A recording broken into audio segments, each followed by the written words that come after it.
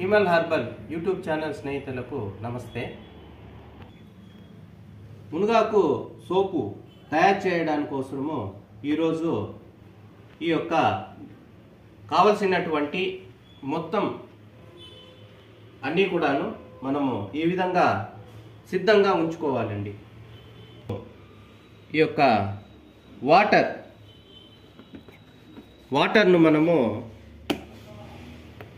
ఈ విధంగా స్టీల్ గిన్నెలోనే మనము వీటినన్నిటినీ కూడా తయారు చేస్తామండి. ఏ ఇతరత్ర ప్లాస్టిక్ వాటిని ఈ తయారీకి వాడకూడదు. ఈ విధంగా కావలసినటువంటి ఈ నీటిని మనము మెజర్మెంట్ చేసి తీసుకోవాలి. ఫ్రెండ్స్, ఇది కాస్టిక్ సోడా అండి. ఇది ఈ విధంగా తెలుపు రంగులో ఉంటుంది. చూడండి ఫ్రెండ్స్, ఈ విధంగా ఉంటుంది. వీటిని మనము చేతులతో తాకరాదు, కాబట్టే మనము గ్లౌజులను వేసుకొని ఈ యొక్క కాస్టిక్ సోడాను హ్యాండిల్ చేయాలండి. మేమైతే మాకు అలవాటు ఉంది కాబట్టి మాకు సరిపోయింది. ఈ విధంగా వేరే ఒక స్టీల్ గిన్నెలో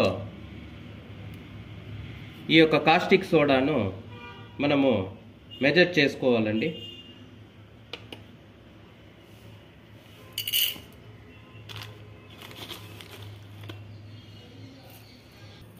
ఈ విధంగా కాస్టిక్ సోడాను మనము మెజర్ చేసుకున్న తర్వాత ఈ నీటిలో కొద్ది కొద్దిగా వేసి బాగా కలపాలి.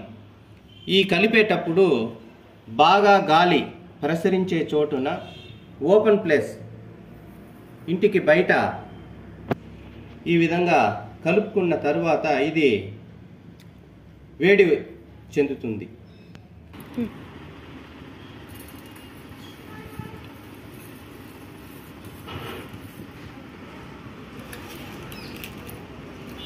ఇది కలిపేటప్పుడు బాగా గాలి ప్రసరించే చోటున ఓపెన్ ప్లేస్లో మనం ఈ విధంగా కలుపుకోవాలి ఫ్రెండ్స్. ఎందుకంటే ఇది కలిపేటప్పుడు కొంచెం ఘాటుగా మనకు అనిపిస్తుంది. కాబట్టి పిల్లలు ఉన్న చోట్ల ఇవన్నీ కూడా చేయకండి. కొంచెం ఇంటి బయట ఈ విధంగా మనము కలుపుకుంటే ఈ యొక్క నీరు ఈ పాత్ర వేడి చెందుతుందండి.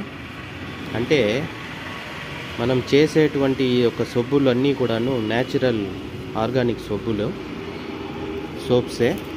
ఆ సోపులు తయారు చేయడానికి ఈ యొక్క కాస్టిక్ సోడా అన్నది చాలా ముఖ్యమండి. ఈ కాస్టిక్ సోడా లేకుండా మనం సోపులు తయారు చేయడానికి కాదు.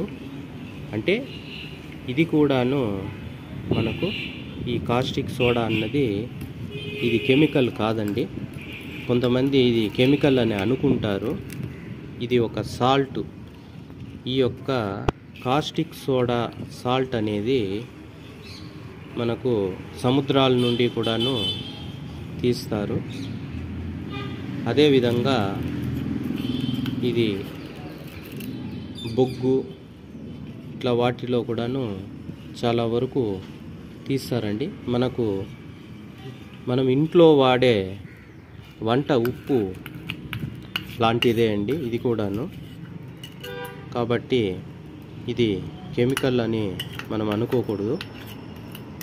ఈ విధంగా కలుపుకున్న తర్వాత ఇది వేడి పూర్తిగా చల్లారేంత వరకు మనం దీనిని ఎక్కడైనా ఒక చోట ఉంచుకొని తరువాత ఈ మిశ్రమాన్ని మనము తీసుకున్న ఆయిల్స్లో వడగట్టి కలుపుకోవాలండి. లాంగ్ వీడియో అవుతుందనే కారణం చేత నెక్స్ట్ వీడియోలో కూడా ఏ విధంగా తయారు చేయాలన్న విషయాలు కూడా చెప్తాను ఫ్రెండ్స్. Thank you.